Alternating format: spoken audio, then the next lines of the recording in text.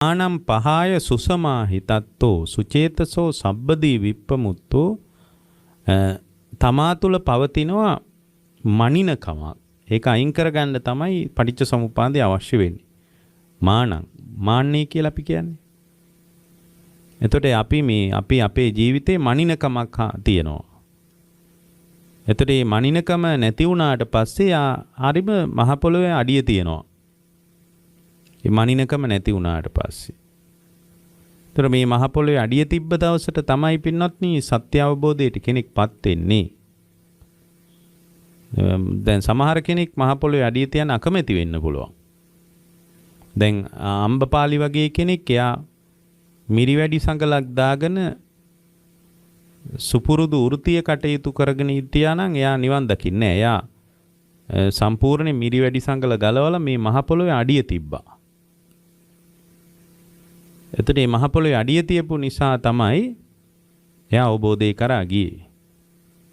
එතකොට මේ මහ පොළොවේ අඩිය තියනවා කියලා කියන්නේ මේ මහ පොළොවේ කතාවට එකතු වෙනවා. ඒ කියන්නේ ස්වභාවික කතාවට එකතු වෙනවා.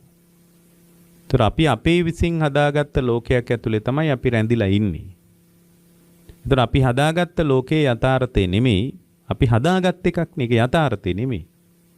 අපි ඔළුවේ හදාගෙන අපේ ලෝකයක් කියලා. ඒ ලෝකේ අපේ දරුවෝ ඉන්නවා. ඒ ලෝකේ අපිටම කියලා ගෙයක් තියෙනවා. ඒ ලෝකේ අපිටම කියලා අම්මා තාත්තා කෙනෙක් ඉන්නවා. ඒ ලෝකයේ ඇතුලේ අපිටම කියලා අපේම කියලා දේවල් ටිකක් තියෙනවා. එතකොට අපි වෙනුවෙන් වැඩ කරන්න ඕන කියලා ඒ කුටුම්බගත ජීවිතය ඇතුලේ සාකච්ඡාවක් තියෙනවා. අපි වෙනුවෙන් වැඩ කරන්න ඕන කියලා. අපි වෙනුවෙන් සැලසුම් කරගන්නවා. ඔයා මේ ටික කරන්න මම මේ ටික කරන්න කියලා සැලසුම් අපේ ලෝකයක් තියෙනවා. ඉතින් අපේ ලෝකේ කඩා වැටෙන්න බොහොම මොහොතයි යන්නේ. ඒක වැඩි වෙලා යන්නේ නැහැ.